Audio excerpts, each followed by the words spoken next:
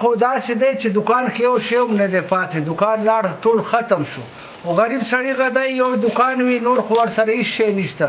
او ملک حالات تاسو ته معلومه دی چې غریب سړی خو ډېر شاته پاتې.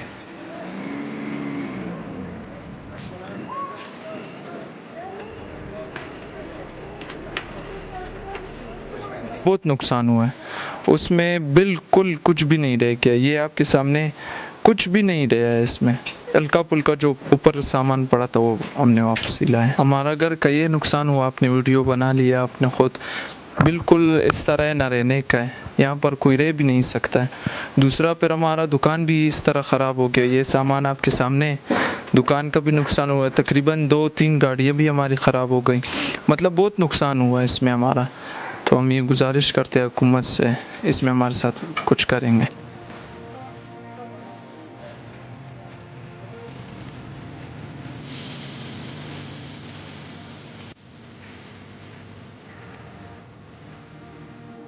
कोई ज़ोरदार धमाका हुआ 8 बजे के करीब, उस पर एक गाड़ी भी मुतासर हुई। गाड़ी को बड़ा नुकसान हुआ। प्लाजे का दुकान, मेरी गाड़ी थी एक सार, वो भी बीच में जल गई है। और ये मेरे गरीबी का ठिकाना था, ये सारा तबाह आपके सामने तबाह बर्बाद हो चुका है। तो तकरीबन 15 से 20 लाख रुपए का लॉस हुआ है और लोगों का भी कर्जदार था।